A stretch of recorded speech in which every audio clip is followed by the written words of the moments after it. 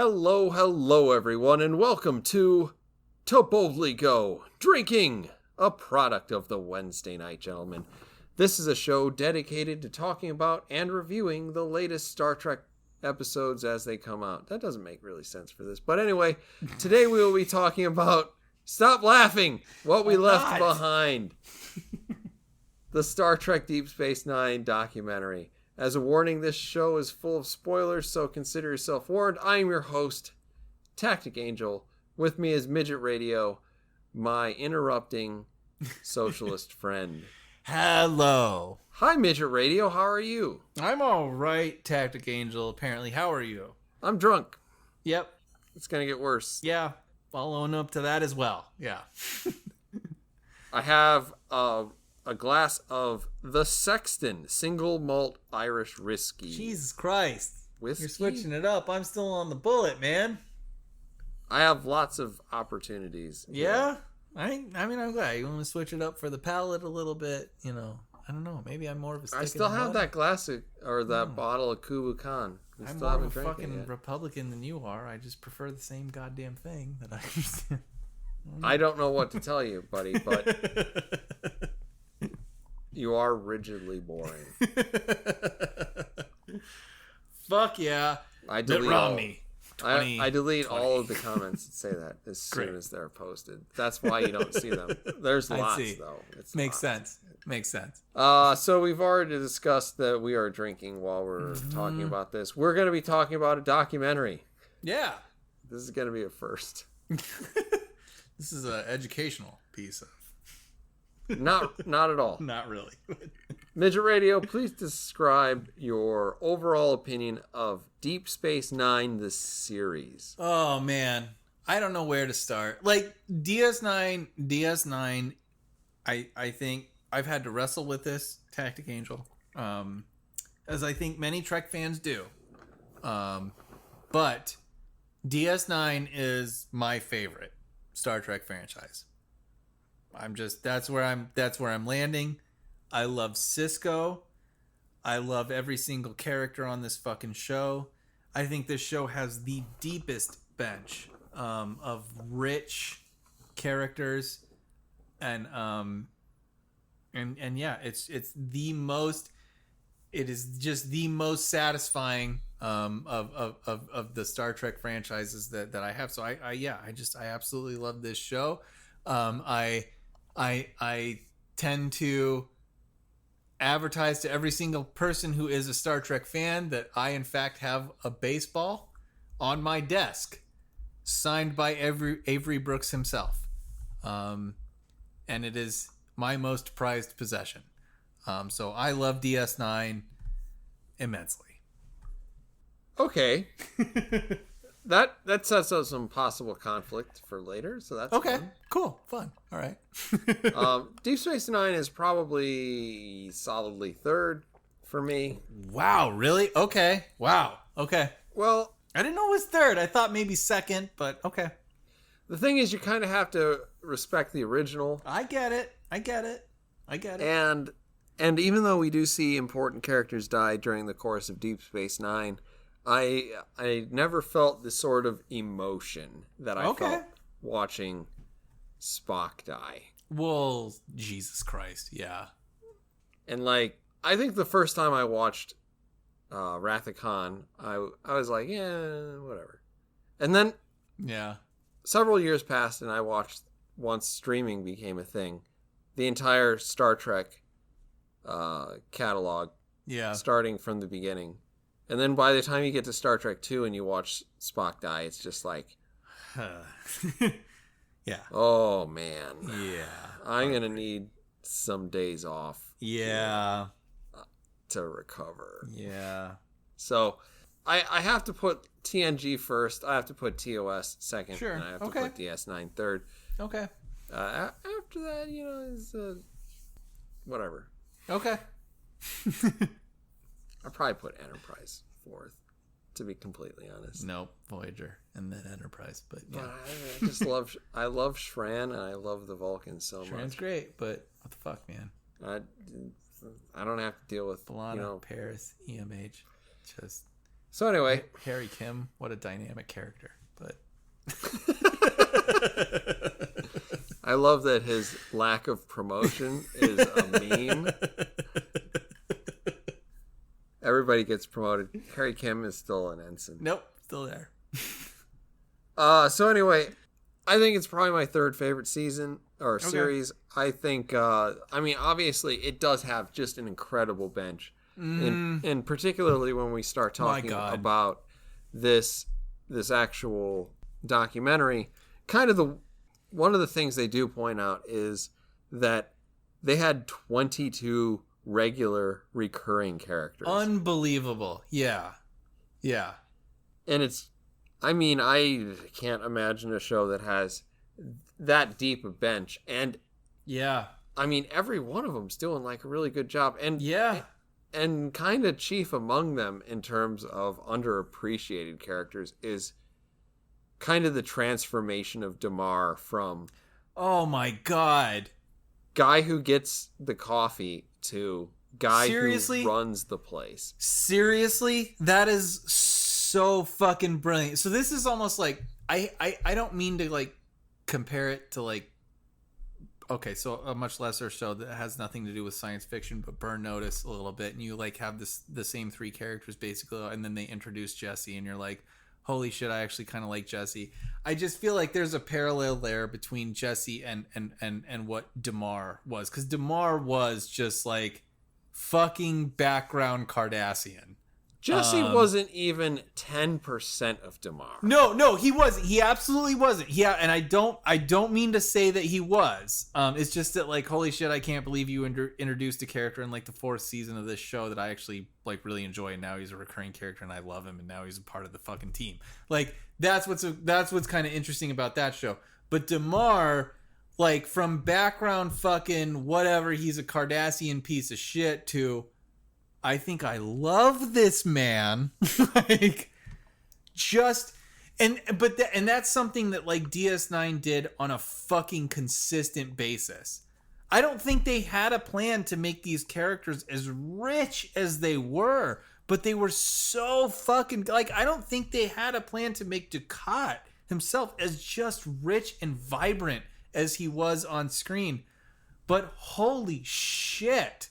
What an amazing character in Dukat, and then in Damar, an ancillary Klingon or an ancillary Cardassian, like just unbelievable writing that allowed the fucking raw talent of some of these actors to really shine through, and develop into these fully realized fucking characters that are just, beloved. Like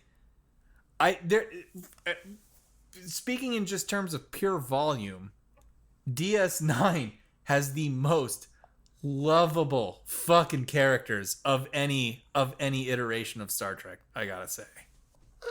I'll go along with you in the general sense of like they have a deep bench, and the thing is I object maybe a little bit to the characterization that they're lovable, because some of them aren't. Like, sure, you can say Dukat is lovable. I don't agree. For the most part,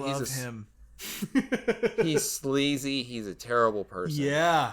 And you can love him. Yes. But he's not lovable. I mean, sure.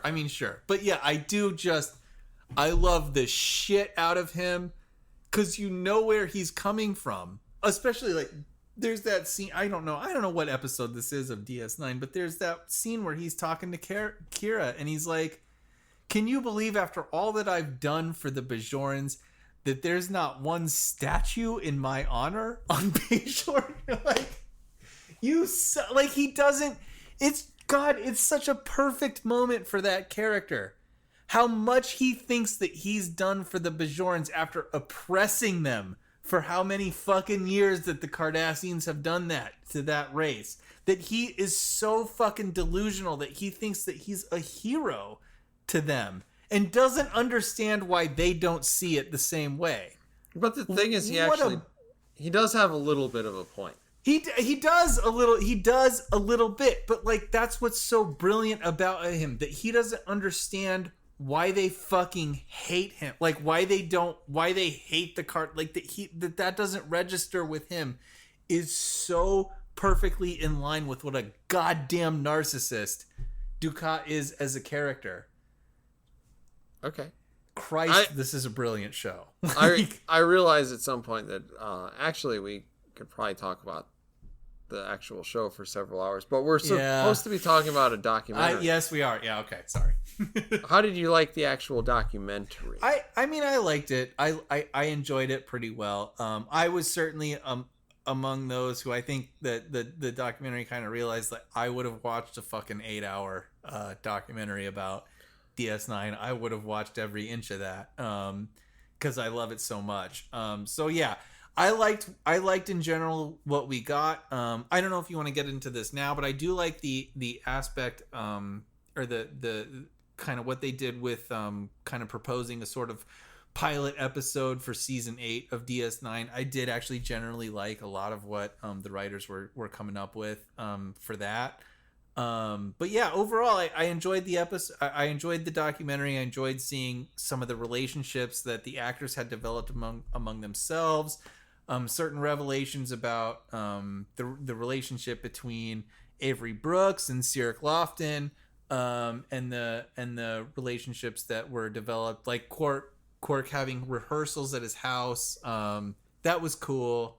Overall, like a really solid documentary. Just a trip down memory lane, and yeah, absolutely solid. So as an objective Vulcan type of person, I actually kind of thought that this documentary was fairly shallow. Really? Okay. So like, yeah, there were a couple of tidbits here and there, but otherwise it was just like anecdotal nonsense about yeah, we made this thing, and one time I didn't agree with the writers, and you're like, really? Yeah. Okay. Like that happens. But yeah. I mean, I get it. And when there are nuggets in there that are definitely worth listening to, like the idea that the Ferengi would always get together and kind of like work out what they wanted to do. Yeah. And great. Armin Shimmerman, just great. Yeah. Oh yeah. And the dedication to the Ferengi, it's kind of weird because, I mean, you have to have watched other documentaries to really appreciate some of the stuff that you see in this. And I was watching some other interviews with them, and it's like, honestly, I get as much out of this if you just have one person ask these people questions as if you put together this documentary. This documentary was excessively long. Yeah. And for the most part, what we left behind was just a feel-good sort of feeling for me. Yeah. And that's kind of what they were saying, and you don't need 2 hours to do that. No, yeah. I mean, you don't, but I don't know. Like at the same time, I liked kind of what they were going. Okay, I liked because we got some perspective of like kind of what the actors were thinking about and like how like right. So the actor who played Garrick and what his relationship was with Julian, I really enjoyed that. And this is kind of the thing that like this is what makes like I don't know. TV or like movies or whatever, like acting just like really come alive for me. Because the thing that's interesting about the relationship between Julian Bashir and Garrick is that as a viewer, I think typically you are generally not sure where Garrick is coming from. Because he's a Cardassian, maybe he's a spy, like he's had this kind of espionage background. He's not tells just a Julian fucking... to his face. He's like, I mean, what? Julian asks him, how much of the stuff that you were telling me is true? Yeah. And he says, all of it. And he's like, what? And the lies? And he's like, especially the lies. That's fucking brilliant. It's brilliant. And what's so cool about it from just the perspective of, I feel like, the craft, is that the actor who plays Garrick is essentially saying, like, I just played Garrick as though he was somebody who really wanted to fuck Julian.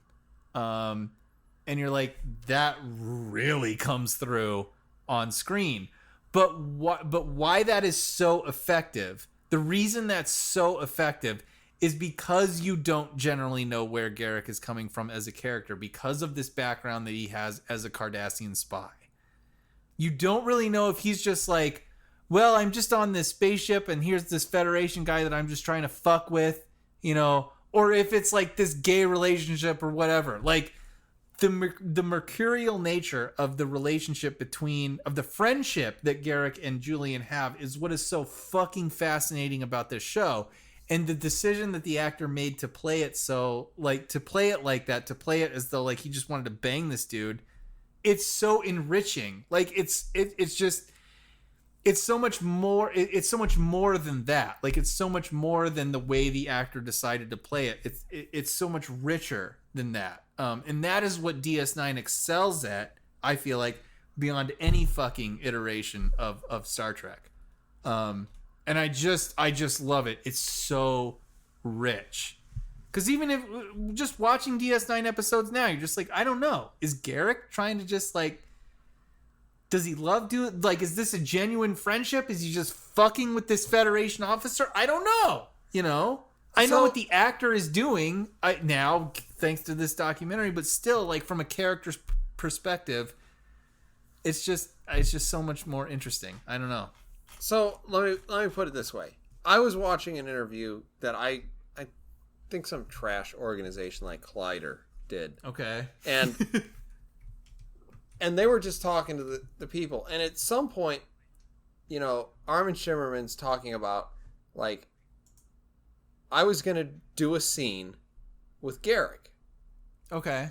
And the scene was supposed to be for comedy, but when we were reading it, when we were rehearsing it at my house, we realized that there was a strong subtext of like sort of grave seriousness to it. Like there was a second layer.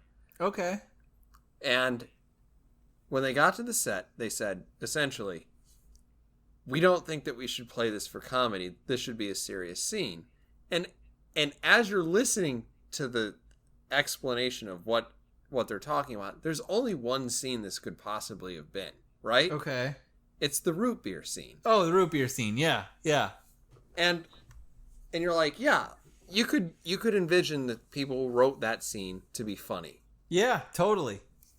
But yeah, instead, yeah, they call Ira down and they're like, we don't want to do this as a joke. This is a serious scene. We need to do this as though it's, you know, fucking Shakespeare. It's the fucking best scene. It's one of the best scenes, I think, in all of Star Trek history. Yeah. Period. Yeah. I didn't get that out of this documentary. I got it out of some random fucking nonsense thing.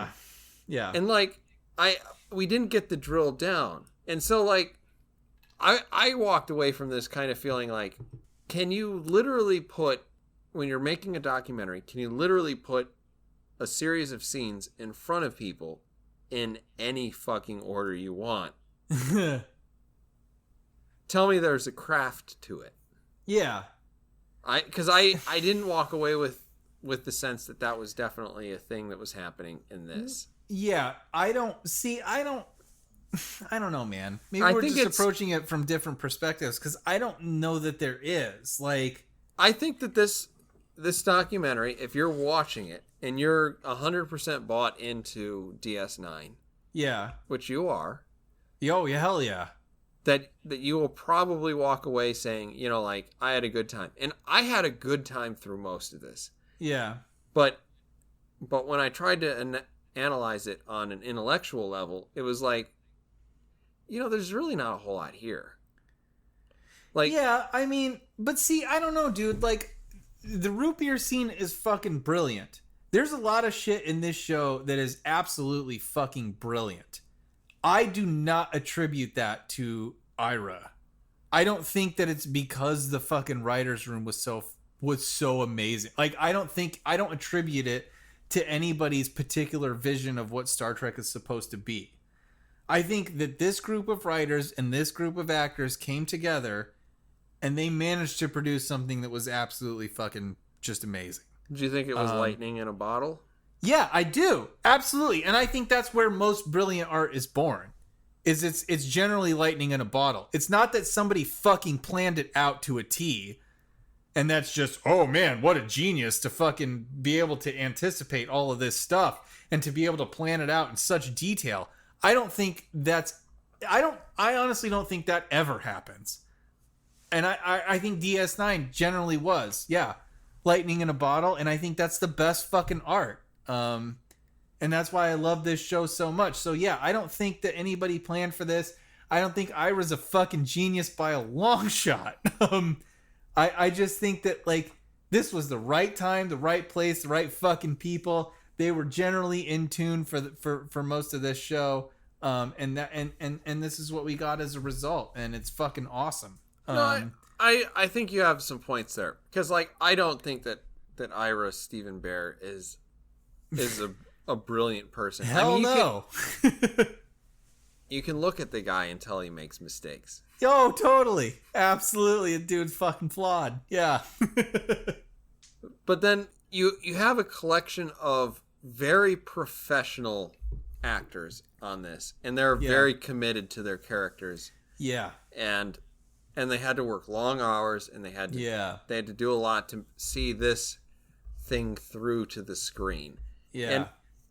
And like if you watch other documentaries, you will get the sense that the people on DS9 had a little bit less fun than most casts. Yeah. Apparently there was a little bit more levity on the set for like TNG or whatnot. Well, TNG apparently, yeah, they were all just in love with each other. They were fucking family. Yeah. And like this one, they were definitely a little bit more like workhorse. Yeah. Yeah. I mean, you can still see it. They still do really appreciate each other. Yes. But it's a little bit different of a relationship, and as you hear them talk about 16-hour days, like Christ, yeah. That's rough. Yeah. So I look at this and I see, like there is a collaboration, but I didn't get a lot out of the actual documentary in terms of how that collaboration actually worked. I don't. Yeah. I mean, you have Nana Visitor talking a little bit about one or two times that she disagreed with the actual writing cast. I think I might be in love with her after this documentary, but yeah. The thing is, like, watching the original DS9 is like not so much, but like in retrospect and then like also afterwards, you're like, yeah, I kind of like. I think I like her a lot. Yeah, I think I like her a whole lot. But like the only sense that we got of like real duress in terms of interpersonal conflict, I mean, you have Terry Farrell complaining about getting fired off of the show and murdered. That was confusing. That whole like why Terry Farrell left in at the end of season 6 or whatever. Mm-hmm. I don't understand. I kind of wish that they had gotten into that a little bit more, but whatever the fuck. I don't know what all was behind that. But yeah, I honestly, the most disappointing thing about that is that they decided to cast another fucking girl to be Dax. Particularly in the context of like, the thing that kind of irritated me about this doc is when I understand that Star Trek is like a progressive show. So the franchise as in general, right? The things you're supposed to associate with Star Trek is that like it's a fairly forward-thinking and progressive type of show. It's going to deal with like social issues in a progressive manner and all that shit. Yeah, as long as you, not regressive, but no, yeah, in a forward. Maybe I'll just say in a forward-thinking manner. That's what Trek is supposed to do. It's trying to better society rather. It is, yeah, it is the modern power struggle that is. Yes, absolutely. So like, and they have a scene in this show where they're kind of fucking checking off boxes about like, oh, we dealt with like, race or whatever fucking garbage bullshit social issue. Oh my God, I wrote this down. Yeah. Continue. So okay. So that I wasn't a huge fan of that. But like, one of the things that pissed me off about DS9, which I feel is just like a colossally blown opportunity, is that if Dax is gonna die, and you're gonna bring Dax back, Dax should have been brought back as a fucking dude. And that would have been absolutely fascinating to have like Worf have to deal with the fact that like this entity, this like person that he loved, that he was intimate with, now has like a fucking pair of balls and a penis.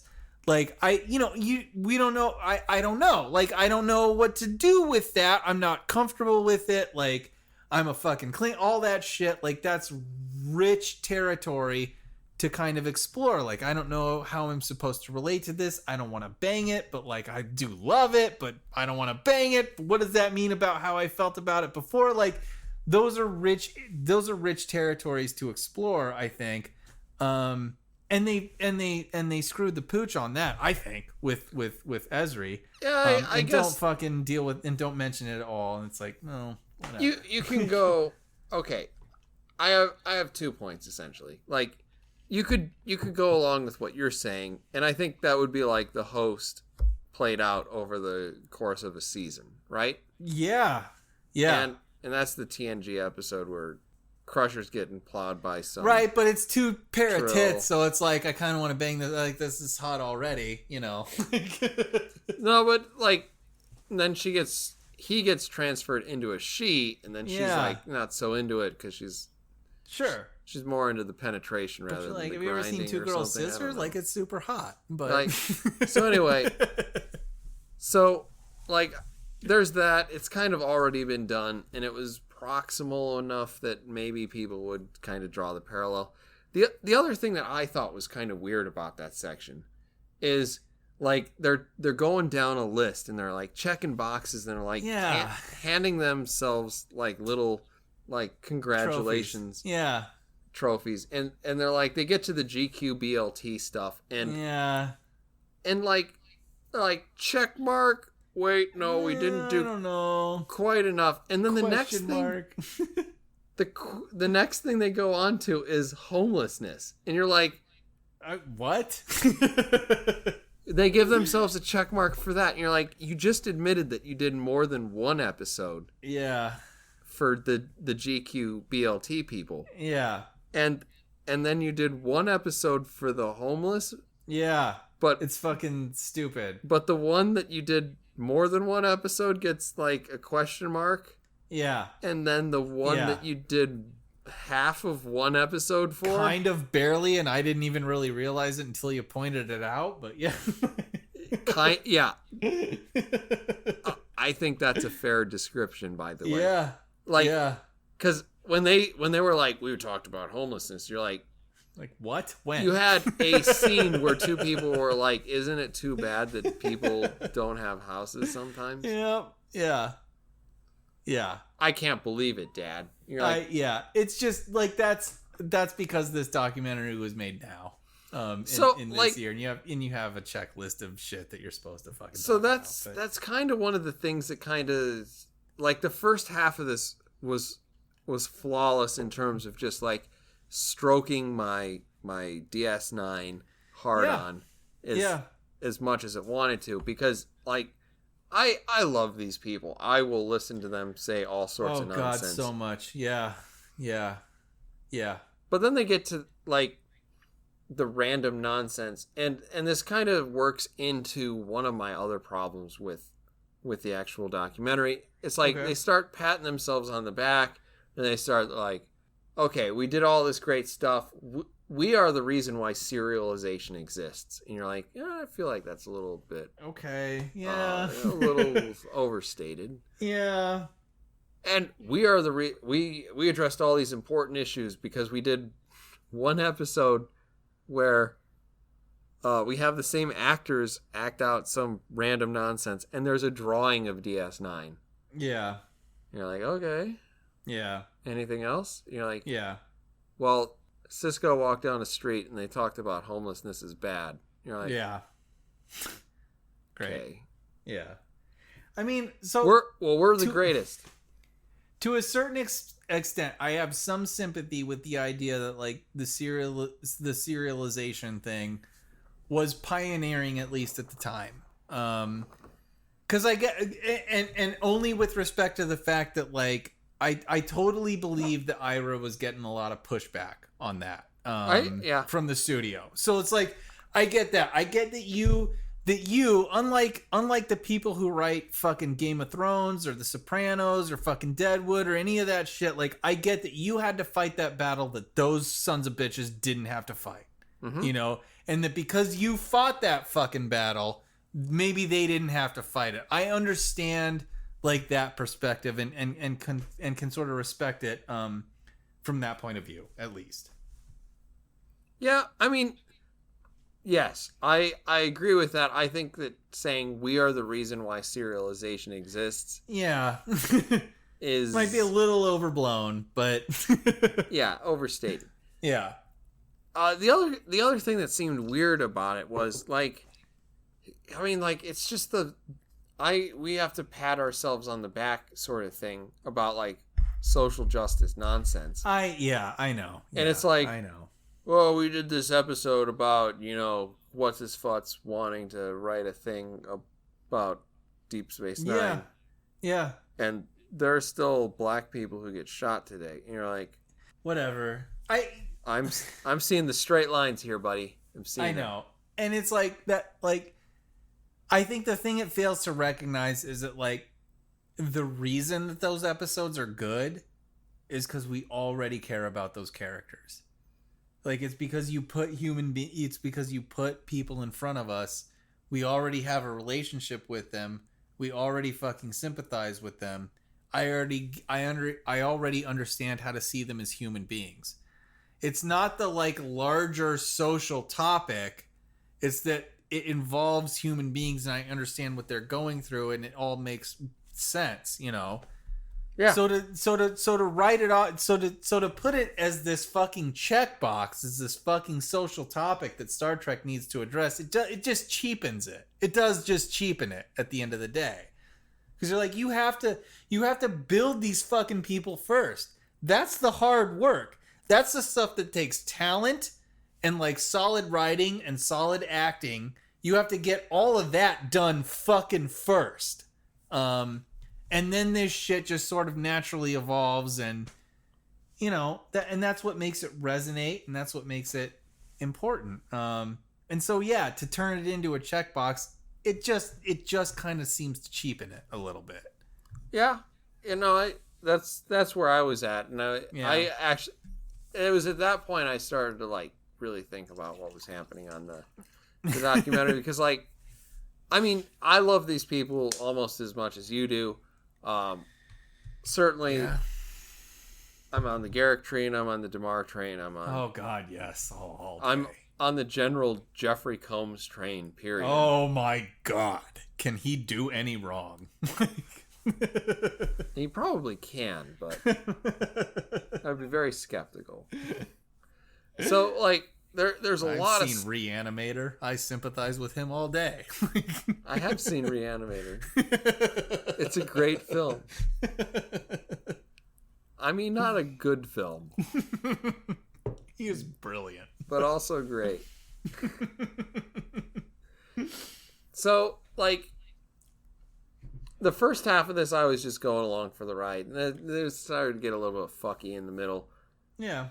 And like, as the storyboarding went, I started to get a little bit lost too, because I actually thought the story that they had sort of envisioned for season 8, if they managed to bring it back, was a fucking disaster.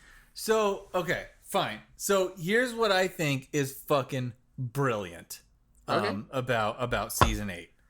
1, let's lean into Cisco being a fucking messiah. 100% on board with that. I love the fucking Deep Space Nine is now basically a religious fucking shrine. It's basically Israel at this point. Kind of, yeah. For the I'm Bajorans. 100% fucking on board with that. I love that Kira decides to become a Vedic in response to that. It makes fucking perfect sense because when you think about it, you're like, well, this Kira Nerys is probably the most fucking passionate, just the most passionate fucking character in DS9. It makes perfect sense that she, having experienced what is essentially what the disciples would have experienced in the time of Jesus, like that, having lived through that, she would be like, fucking holy shit, I just saw the emissary. I just saw the actual emissary. I worked alongside him. Now I'm full on 100% on fucking board with being a Vedic. That makes perfect sense for her character. And I love the idea of the Jem'Hadar converting to that. Because here's a warrior race, right? Here's a warrior race that's bred to be of a single purpose by the Dominion. And now that the Dominion has been defeated, will now align themselves to the thing that defeated the Dominion in the first place. And that Kira is the fucking head of that. Like, that makes perfect sense because you're like, Kira is a fucking freedom fighter.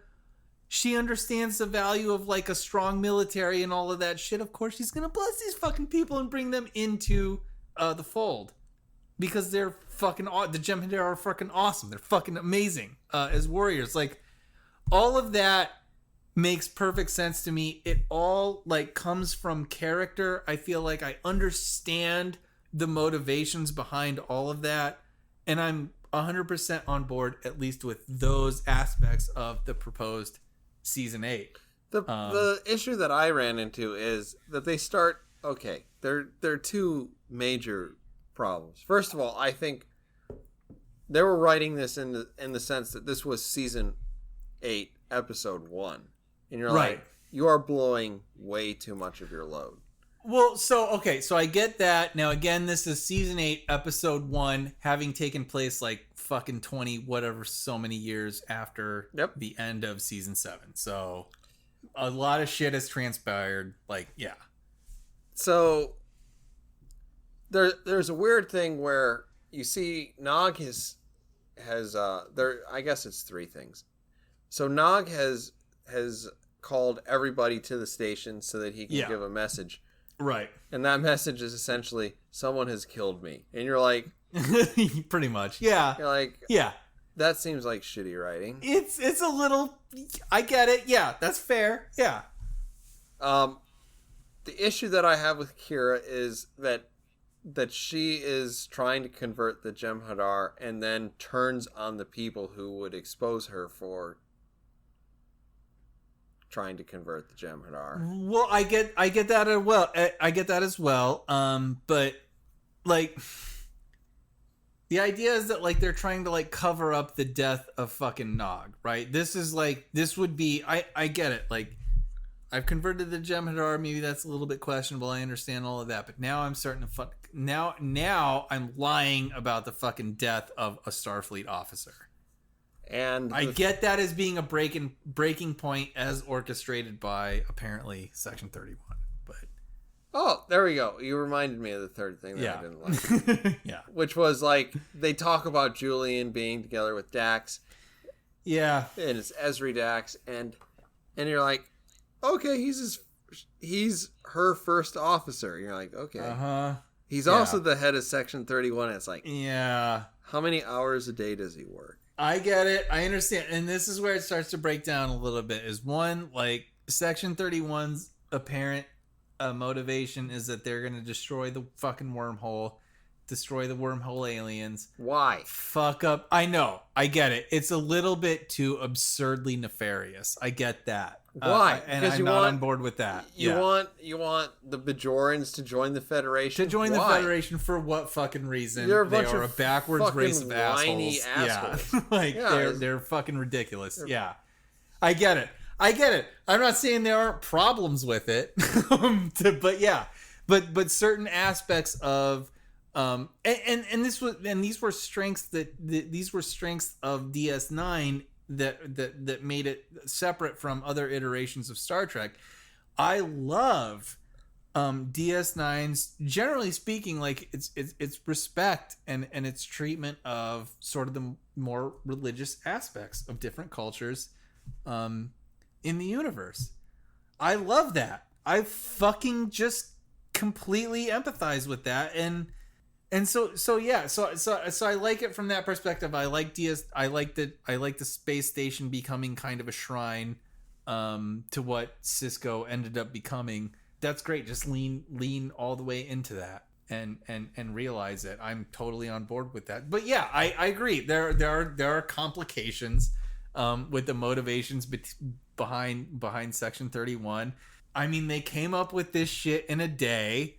You know, like I get it. Like there are certain problems with it, but then at the same time, it's light years better than anything that we have seen in current iterations of Star Trek. So, well, current iterations of Star Trek are the worst.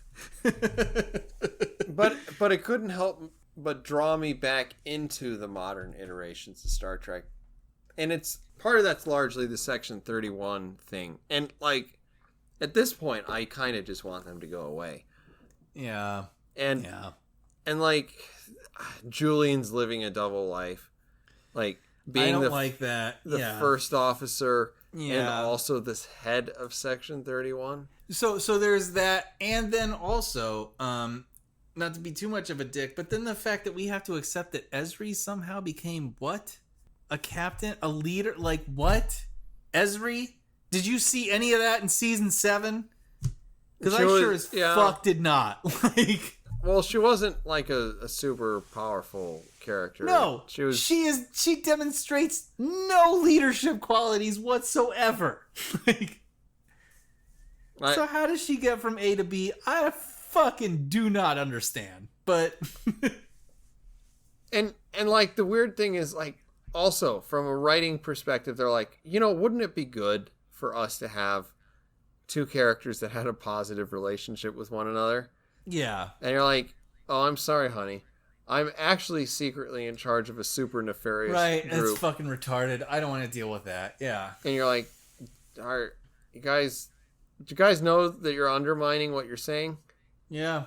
So, like, there's a part of me that, like, when I was listening to it, I was like, fuck, if DS9 existed today, would it be almost as bad as the nonsense that we have to deal with now? Because, like, no, it wouldn't. It wouldn't. There may be kernels of it, but it would not be as bad. It would not be as bad. So what you're saying is that it would be maybe bad, but not as bad.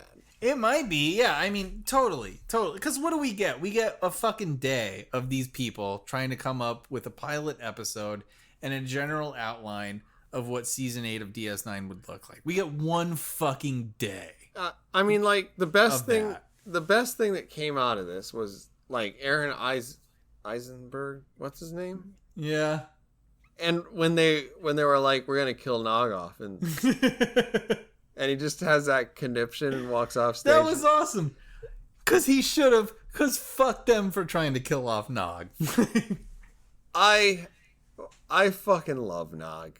I love Nog to pieces. I love his entire journey. I love that they decided to put him into Starfleet. He's like, fuck you, I want to be a fucking Starfleet captain. I love all of that. If you would have killed him in the first season or if you would have killed him in the first episode of season 8 of DS9, I would have had a conniption. Like, there's no way. Like, there'd be a to boldly go drinking a lot. Oh yeah. fuck you, Ira, and your blue fucking beard. However you dye that shit, you fucking animal. Like, I would feel really bad about it, and that, I mean, like, aside from that, like, I just got a sense, particularly when they're patting themselves on their back for, like, we invented serialization. You're like, no, you didn't. And so, yeah. But let's suppose that you Whatever. believe that you did. Yeah. And then you're like, we're gonna kill Nog. Guess what? Yeah. This is Deep Space Nine. You never know who's gonna die. And you're like, you're like, come on, man. Pretty much most of the characters make it out okay. Yeah. But like this is to me that's DS9, because I don't believe that either. Like DS9 ain't Game of Thrones where we're gonna kill off our fucking protagonist at the end of season 1. You know? I mean, at this point, like it's not even apparent they're doing that. Yeah, I mean, it's not. But what it is, and what no one can take away from this show, is that it is so fucking in love with its characters, and that it gives so much time and so much respect to the characters that it's created. And fuck me, I mean, maybe this is just me, but like, I can't appreciate that enough. And I can't point to another Star Trek iteration that respects and loves its characters as much as DS9 has. And you just see that manifest throughout the season. And even when they're talking, Mark Alamo, fucking Gul Dukat. Apparently Mark Alamo just is Gul Dukat, right? Like, I mean, he is such a fucking powerhouse of a presence, and in kind of a weird constant need of validation. I imagine just a horrendous pain in the ass to work with, but who is just turning in fucking glorious performance after glorious fucking performance. And when Ira's trying to tell him, like, the fact that we kept writing you into these episodes should be confirmation enough of how much we loved your performance as Gul Dukat. I mean, that to me is what DS9 is. Like, those kind of revelations that the writers realized what incredible work these actors were doing in these roles, that they wrote around that they included that into their fucking writing, that it wasn't just this fucking plan from season 1 to season 7, this mechanical operation of what we want all of these characters to do, but that these actors came in and breathed so much life into these fucking characters, and the writers wrote around that. Is what makes this show so, I think, so alive to me, and particularly among Star Trek iterations. And that's why I love it. That's why I love it so much. It's the most organic, I think, of Star Trek series. That's fair. Did you get the sense that Nana Visitor didn't really like Mark Alamo? I think that was pretty fucking clear. And I think it makes perfect goddamn sense too. That guy, like, seriously, I love him, and I think his performances are just, Gul Dukat is such a magnificent character. And I think that's so much Mark Alamo, but you get the idea that, like, he needs this fucking constant validation, that Mark Alamo himself needs to hear from other people that he's a great actor and that he's delivering these great performances. And I bet that's fucking exhausting to have to work with. But fuck them for, like, I mean, Jesus Christ, they did it. Like, I kind of thought that it was funny when he was talking about it. I was like, I kind of figure that, Gul Dukat wants to bang Kira, because I pretty much wanted to bang Nana Visitor. I 100% believe that. Yeah. that came across pretty well. Like, yep. Got it. Not creepy at all, buddy. God, what a brilliant fucking character. God, how much he invested into that role. I mean, and I'm sure it must have been such a just pain in the ass to work with. But so the curious thing is that they spent about as much time talking to Gul Dukat as they talked to Avery Brooks. Yeah. What are the chances that they have 6 hours worth of footage and only 30 seconds of it? Oh, I'm sure. And I think too, like when I heard like Avery Brooks like is basically talking to a jazz musician. And when I heard that, I was like, that's probably the most optimistic way to describe Avery Brooks. So I asked him a Not question. that he's crazy, but I was like, Avery, where do you want to go for lunch? And he was like, skip it, and fucking good for him for making that work. Like, and you're like, Jesus Christ. I wanted Subway too. Yeah. I thought, like, I thought it was a little interesting, because they spent a little more time on this than I thought they would, and they got into it a little bit more than I thought they would, but, the decision so Ira made a point, to say that he was, like, fighting for the goatee, right, and the shaved head for Avery, that Avery felt most comfortable looking like that, apparently, and CBS was like, fuck it. Maybe it's a little too aggressive, a little too, I don't know, urban. I thought that was kind of like, that felt to me like kind of an interesting moment. Because I get it. Like, I get it from the fucking studio perspective.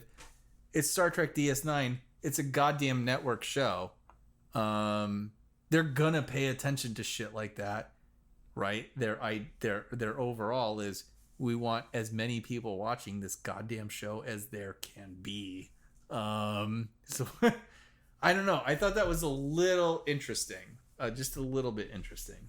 I mean, if you asked me, I can't really replicate the total sum of all people who watched television in the 90s, but like in the 90s, yeah. I can't imagine anyone cares. I don't know. I don't. At least the kind of people who would watch goddamn Star Trek DS9. I don't know who that would be. I mean, but at the same time, it doesn't surprise me that a giant corporation would be like, you know what? Give him hair. Don't let him have facial hair. Like, I get it. I get it. Like, we don't want to take the risk. I understand that. Like, I can't. The thing is, I just don't think that anyone cares about that, and I think. Kind of like the whole we invented serialization and black people still get murdered by cops thing. It's like, yeah, I kind of felt like that was really more patting themselves on the back. I guess you got the CBS executive though basically owning up to that though. In the documentary, he's basically like, we didn't want him to look more, sort of like, forgive me for saying, urban, even though no one would care about that now. But like, if we were to look back, and it's true, no one would give a shit now. Like, if we were to look back at the Fresh Prince of Bel-Air, right? Uncle Phil still has, I mean, he's bald and he has a beard. Like, how much different is that? Like, is that aggressive? I get it, but like, he's wealthy, he's successful, he talks like a white person. Like, I get, like, you have to accept the fact that like these things, Cisco talks these things like existed a white person in the night. He does. Like, he's wealthy. He lives in Bel Air. There's nothing fucking urban remotely about the Fresh Prince of Bel Air. Like, there ain't shit urban about that. He's got 3 pips. An entire planet. You got Avery Brooks with a goatee telling a white woman to shut the fuck up. Like, you can't say fuck on television. So like, okay, you got Avery Brooks. He's got 3 pips. He's worshipped by an entire planet. Yeah. Fairly certain that's at least as powerful and as wealthy as, at least in Star Trek terminology, as is the French Prince of Bel-Air's father, which is running concurrent to this, and at an even more favorable time slot. But even despite that, right? What's the reason he didn't have a goatee in season 1 and season 2 of DS9? I don't know. It was a studio decision. Like, that was clearly the case. The studio was against it. Ira was for it. Avery Brooks, wanted it from the fucking beginning. and the studio was like, no, give him hair and shave his fucking face. So clearly that was a concern from the tippy top. And that concern was based on something. Tactic Angel, you know, like tippy top, where the taxes dude, they come fucking from? talked to the dude. They talked to his ass, and he was like, "Yeah, I didn't think we should do it." The studio was like, we don't want to fucking take the risk. Like, it's right there in the fucking documentary. So it's like it clearly was a concern in the 90s. Whether it was legit or not, I don't fucking care. But it was a concern. And I understand, you know, it's important. I think it's fair enough to understand it from that point of view. Like, they fought for it. They fucking lost. And then they got it in season 3 or season 4 of DS9, whenever it ended up happening. Okay. I'm just whatever. saying, like, I just don't see it as that big of a deal as a Star Trek person. Like, As a Star Trek person, I fucking get it. I understand. I didn't really even think of Avery Brooks as a black person until... Nobody gives a shit what you thought, Tactic Angel. It's just what people think, but what was appropriate at the time that this show was being produced. You can take all of your advanced progressive Tactic Angel's fucking post-racist, all that shit. Nobody cares. The thing is, like, I did not care that he was black. I did not care that Alexander Siddig is some other color. I don't either. Probably. I will say absolutely that when Avery Brooks had the fucking goatee and when he shaved his fucking head, I respected him more. I don't give a fuck. I don't give a shit if that seems racist or not. Like, that's absolutely how I felt. I had but no change of opinion whatsoever. I absolutely did. But so it's like now this motherfucker's serious and fine. So anyway, I don't think that really. I mean, that didn't make much of an impression on me one way or the other. I don't know, dude. So I think it does a little bit. Like I kind of sympathize a little bit with Ira Glass being pissed off, or Ira Glass. I was thinking. Yeah, they're talking about this on NPR, huh? Yeah, I was thinking NPR. So Ira Bear, like, when he was talking about like being kind of a little pissed off that like DS9 wasn't considered among like top tier like black television, you know, in that section of the documentary. Yeah. I was like, I mean, I kind of get that. We have scenes in DS9 that are like all black characters, and like, you know, we're not getting any recognition for that. And you're like, well, you know, that's the left for you. What are you gonna do? It's just, what are you gonna fucking do? The thing is, like, you shouldn't be doing it for the recognition. It's just like no. And one of the things that they talk about is like they talk about this a little bit also in terms of like if you're really into racism and sexism, like. Yeah. They talk about like, oh, you were such a strong female character. And you're like, yeah. What they wrote was a good female character. Yeah. It's not a strong female character. It's a good female character. Yeah. You know, she's not a puppet. Yeah. And at the same time, Kira isn't a perfectly strong character. She has her moments of weakness and right, and we love Kira. And I wouldn't be surprised to hear her described as shrill and like a fucking banshee. I understand that.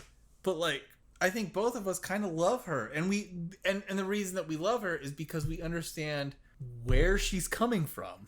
Like, well, I fucking get it. Like, she's a well-realized character. So yeah, like, I get it. The reason why she's abrasive is obvious. And yeah. And you know, how many times do we see modern characters that are written that have no faults? And yeah. And you just have a coterie of people following them around and telling them, "Oh, you're so amazing." And what show are you talking about? I don't know, man. I just pick any particular one. Yeah. So like you have those situations, but like people aren't following Kira around and telling her she's an amazing person. She's described as a terrorist. Cisco telling her to shut the fuck up. Yeah. And like and like that's great, and that she pushes back against it sometimes, and then other times she realizes that discretion is the better part of valor. Yep. Like they're treated as fully realized characters, as opposed to simply like girlfriend, sex interest. Exactly. Mary Sue, one of whatever you want. Yeah. And I thought, like, I mean, that's another thing that shouldn't occur to you as a Star Trek enthusiast, because like it's just like, I mean, what you're dividing people up before you even start to judge them, if you're even capable of making that judgment, and that's not what you're supposed to be doing normally, and it's certainly not what you're supposed to be doing as a Star Trek fan. Jesus Christ, not in Star Trek. That same stuff sort of didn't resonate with me. I mean, at this point, it's water off a duck's back, but it's. I mean, there's no reason why you should have to walk up to somebody and say, you're so amazing. Like, can you imagine? Right. Can you imagine? Like, I walk up to Robert Downey Jr. and it's like, Robert, I didn't realize that you could be a womanizer and amazing at the same time until you. And you're like, yeah. But that's what's so that is what is so amazing and so enriching about DS9, is that you have I have Kira, who's a Bajoran, who I love. And I understand where she's coming from, despite how fucking goddamn backwards the Bajoran race is. And I have Sisko, who is fucking amazing and who I love, who's a human and a Starfleet captain, all that shit. And then I have Garrick, who's a Cardassian and a spy and a liar and all of that shit, who I'm completely fucking in love with, and I understand where he's coming from. And I have Gul Dukat, who is a murderer, who is a mass murderer and a fucking dictator and a piece of shit, who I fucking love, and I understand where he's coming from. And I have Martok, who's a Klingon and an asshole warrior piece of shit son of a bitch who's just about killing me. And I love him, and I understand where he's coming from, and I understand his sense of honor. That is what is so enriching about DS9. You have all of these different cultures. You understand where these people are coming from. And even if they are pieces of shit on the surface, you know where they're fucking coming from. You know how to sympathize with them. Yeah. They're so lively. They're so fully realized. God damn, I would follow Martok into the gates of hell.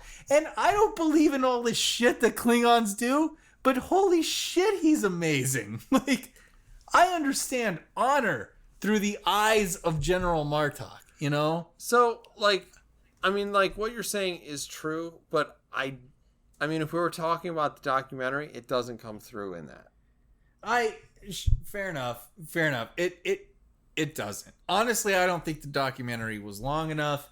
I actually kind of appreciated the end of it, where Nana Visitor was like shitting on Ira for not including other stuff, like particularly right in the pale moonlight. I want to buy the DVD just to see that deleted scene. Because I think that's probably one of the most brilliant episodes of Star Trek that's ever been fucking written. I think this documentary lives and dies whether or not you are completely bought in emotionally to the characters. It does, and to the actors. That's fair enough. Yeah, that's fair enough. And for a person who is incapable of emotion, it just falls short. Like there wasn't enough. There wasn't enough exploration of the stuff. Like, you can't have a series that is headed by a man who has 30 seconds in a documentary simply because he's insane. And you can make it about all the tertiary characters, but you would really want to talk about, like, I mean, you could do an entire documentary on the Cardassians. Totally. And they're fascinating and interesting characters, and clearly they were played with a very meticulous eye towards what each character was actually about.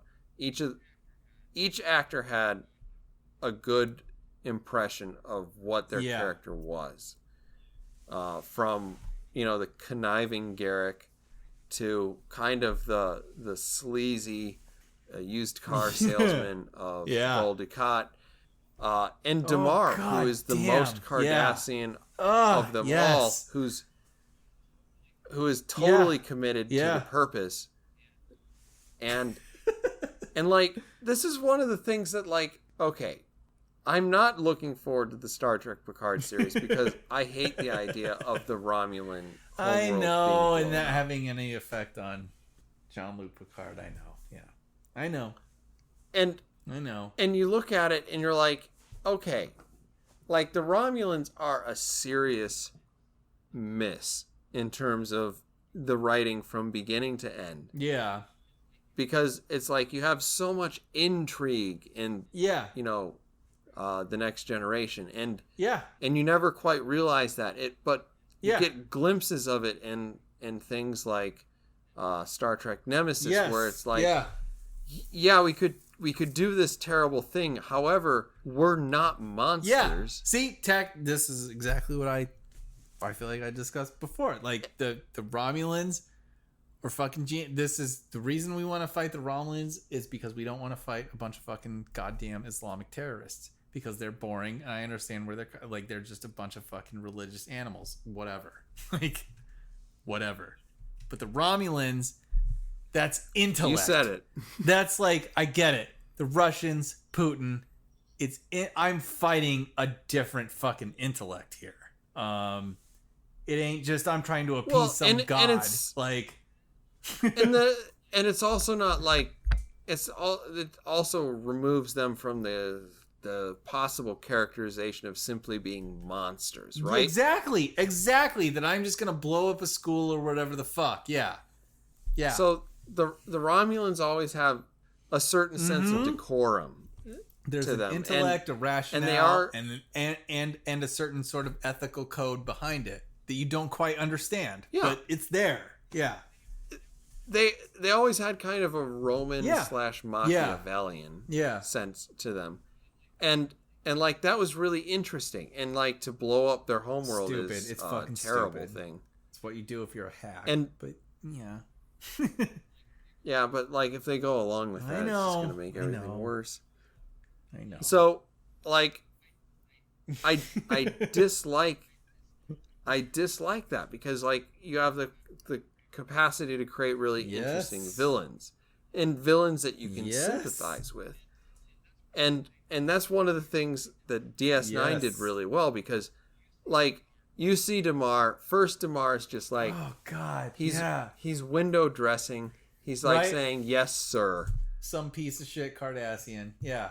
And by the end of it, like, you've gone through his period of self-loathing. Oh, I love it.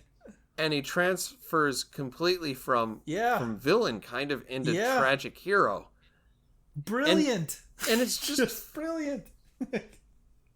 Can you? I mean, you don't get characters like that. You don't. Like, you don't. Because once you're evil forever. Exactly. Like, that's it. That's all there is. As soon as you eat, Chick-fil-A for the first time, it's like, fuck you forever. Yeah. And that's just nonsense. Yeah. It's just, it's genius. It's fucking genius. And it was absolutely, I don't think, remotely the intent of any of the writers. And that's what I love about it. They were just, DS9 is a show that it's the most organic version of fucking Star Trek, I feel like. That they were just, we're writing the shit, the actors are doing this shit, and the writers actually responded to the things that the actors were giving them. And that's just what separates this show, I feel like, from any other iteration of Star Trek, and that's what makes it so fucking alive. And because you look at DS9 and you're like, I'm trying to point to things that seem really super out of character for these people to do in service of the plot, and I have a hard time doing that. And that's what's so fucking brilliant about it. Well, you can characterize Deep Space Nine as O'Brien must suffer. I mean, there is a little bit of that, But even that, like going through, like watching the documentary, I was like, Julian Bashir was never a very interesting character in himself, but his relationship, he got better. He got better, but his relationship, his friendships with Garrick and with O'Brien, some of the most just memorable shit about DS9, some of the most just heartwarming shit about me. I love him playing darts with O'Brien, and I love his fucking lunches with Garrick. What other show can you fucking say that about? Where I love a character that had lunches with another character, and I love the scenes where a character played darts with another character. It just doesn't exist. But these characters are so fucking great, and their relationships are so fantastic, and they are encapsulated in these little moments. Darts and lunch. That's what makes this show so fucking brilliant, I think. But you can complain about Komini's accent. What are you gonna do? But like Scotty was a bit much, but seriously, guys. Cole Meany a pimp, but he actually is from Ireland. I love him. Shit, his name's Cole Meany. Fuck. I don't really know what that means, so. Yeah, I don't know. I'm overall a huge fan. I know that the deleted scenes make reference to Trials and Tribulations, which I would love to see, because I think that was a super fun episode. And then of course, In the Pale Moonlight. Please you're allowed give me to that. you're allowed to certainly Trials and Tribulations, just on the face of it. It's so much fun. But. Yeah, I mean, In the Pale Moonlight is... brilliant. Wall-to-wall fucking brilliant. An interesting episode. Brilliant. Just a genius fucking episode of...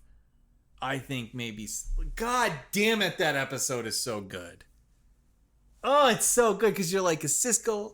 is he aware... is he allowing himself to kind of be deceived by what Garrick's doing here? Does he know? Does a part of him suspect of what Garrick is actually doing here, and he's just allowing himself to believe that he can be the idealist, the fucking Federation idealist? No, I don't know. By the end of it, Garrick becomes I mean, I love Garrick, but by season 6 and 7, he's kind of doing stuff that you're like, are we really just pretending it's plain simple Garrick? No, I mean, he's totally he's absolutely showing, starting to show his true colors between season 6 and 7. And it's because you have the Dominion. It's because you have this existential threat to not only Cardassians, but the Federation and fucking everything that exists in the Alpha Quadrant. And I'm on board with all of that. Okay. And I mean, it's in no small part due to the fact that the people who play Garrick, the people who play Gul Dukat, the people who play General Martok and all of that shit are such fucking fantastic performers. Now the weird thing is looking up Casey Biggs and looking at his acting credits. And it's how is this man not in anything? I don't know. I have his signature on my Star Trek clock when I went to the Star Trek convention in Chicago. I was really excited about that. Yeah, I was uninvited from that. You were. Yeah, you were. Fuck you. But that was a great time. I hate you. I made Nana Visitor laugh. Tactic Angel. I'm sure she did it out of pity. She laughed genuinely. I can't confirm that, but yeah, that was an exciting time. Yeah, I love those performers. I think they invested so much into those roles, and I can't say that about any other iteration of Star Trek. And I love. I really like that the documentary actually paid paid some respect to that. They were like, we have the deepest bench of fucking ancillary characters. You're like, yeah, you fucking do. Like, I did like when they were going through that, and they were like, so and so, Yeah. so and so, like, Jeffrey yep, Combs. I know that. Jeffrey I know Combs. that motherfucker. Jeffrey yeah, Combs. I know that son of a bitch for sure. Like, Wei Yun, holy shit. Like, Honestly, the first appearance of Wei Yun is honestly awful. It's awful. It's just a bad episode. But then he shows up again, and he becomes a good character. just Wei Yun, amazing. Oh, God. Wei Yun 6 was shit. Wei Oh Yun my 7. God. Yeah. Oh, Or was God. it Wei Yun 5? I will never that was just shit? Damar laughing his fucking ass off when Worf snapped Wei Yun's neck. Just one of the best scenes. Should have killed me, Klingon. He just cracks up laughing. Like, So, but like that's one of the great things, because when you see, by the time they get there, you can tell Damar hates himself. Yes! When he's saying God! to Worf, "You should have killed me." Yeah. There's like a certain subtext of longing yes. there. Because of how much they invested into that like just how much they respected that character, how much they respected Casey Biggs' performance. Just fucking amazing. Like, it was it was interesting. So actually, one of the things that I hated about, or that was annoying about, like, one of the last seasons about DS9 was sort of the relationship between Kira and Odo. So I was never on board with the relationship between Kira and Odo. But but the fact that, like, Ira in this documentary went out of his way to say that, like, you know, the reason that we went in that direction is because we saw, you know, in the episodes, the reaction shots between Kira and Odo, and that, you know, we kind of felt like there was something there, and that there was something to be explored, and like, and that's legit, you know. And that to me is like, despite the fact that I wasn't really on board with that relationship, and didn't really like it very much. The fact that, like, the writer's room would look at what the actors were fucking doing and respond to it and write in a sort of servants to what they were fucking doing. Maybe it doesn't work all the time, but fucking shit, I think it worked in majority, at least with this show. I feel like they really were paying attention to what their actors were doing, and were trying to fucking develop those things. And that's what's so cool about the show. That's what's so awesome about it. It's not like Ira's vision of what Star Trek should be, or what Ira's vision of what particularly Deep Space Nine should be. The writer's room was reacting to things that were being developed on set, that were being developed in process of the show. That's what makes it feel so alive to me. And I think that's just, God, it ain't, Christ.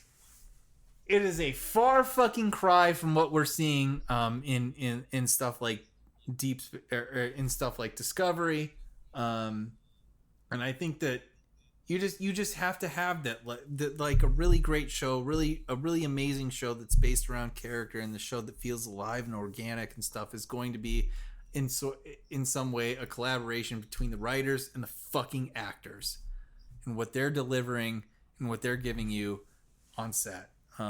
It's not some overarching fucking vision from some singular asshole who thinks he knows better than everybody else. But I don't know. And even in this series, like, when they would talk about, like, when Avery Brooks would have to direct an episode, and he would talk about wanting to have God present in a scene, that's what makes this shit alive to me.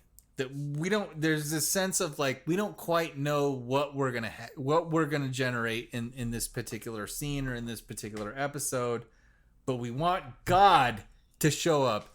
this unknowable, unexpected essence to sort of show up. And we want to honor that, and we want to fucking pursue that.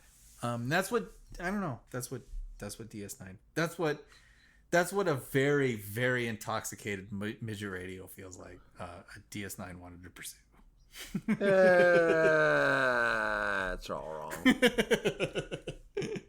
Fair enough, but so I mean, I don't disagree. The thing is that I just, when I walked away from this particular documentary, I thought I didn't learn much. Yeah, fair enough. Yeah. And other than seeing the things that I love, and by the things I mean people. Yeah. Then, there's not much there. God, you could have filmed him playing ping pong or something. And I would have loved that. Yeah. Exactly. Yeah. So I can go onto the YouTube. I can look up interviews with them on panels at, Yeah. Comic-Cons and Star Trek conventions and whatever. And I can come away with more substantive stuff. Now, I don't get to see the high production value of a quartet of DS9 actors singing their way out. I have seen that live, by the way. If you want to go to a Star Trek convention, you will see that. But there you go. I haven't, because I was uninvited. Which was weird, because I wasn't actually ever invited. No, you weren't. Fuck you. What it was is essentially, I'm going to a Star Trek convention and you can't come. Yeah. And you're like, I don't think I prevented you. You want to buy a ticket, buy a fucking ticket, but I found 3 of my 4 tires slashed that weekend. Did you really? I have a signed baseball from Avery Brooks. I don't know if you understand that, but I do have that. I looking at it right now, actually. But both of these things. So do you want to add anything else to what we left behind? No, I don't. I certainly think, for any DS9 fans, absolutely fucking watch this. It's a goddamn fantastic. It's really fun. It's a great documentary if you love these people. It's absolutely worth watching. And I, for one, kind of want to buy the DVD to at least see some of the deleted scenes, particularly with respect to In the Pale Moonlight. I hate that they didn't go into that episode in the documentary, but apparently they do in the deleted scenes. So, whatever. I'm sure that would be better than what we got. I will have to say that if you're a person who can't divorce themselves from analytical thinking, this is probably going to come up a little short in terms of documentaries for you. I mean, it's fun to see the people that we like, that we love, talking about things that we like and love. And that said, after you get past the first half of it, it starts to get a little fucky, a little stupid. But, whatever. It's a sign of the times that we live in more than anything else. Yeah. So that's where Tactic Angel's at. We will go ahead then and call that the Wednesday Night Gentleman on the latest Star Trek Deep Space Nine Isn't documentary. this T'Poldy Go? Isn't this a T'Poldy Go episode? This is. Okay. This is how it ends. Okay. Because ordinarily it says, this has been the Wednesday Night Gentleman on the latest Star Trek Discovery episode. Oh, does it? I don't remember anymore. But hopefully there are no more of those. Christ, please, God. So this has been the latest on this, from the Wednesday Night Gentleman, on the latest Star Trek Deep Space Nine documentary.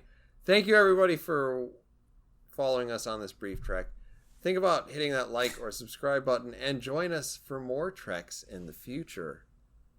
For now, it's time for us to boldly go. We'll see you on the next one. Bye-bye.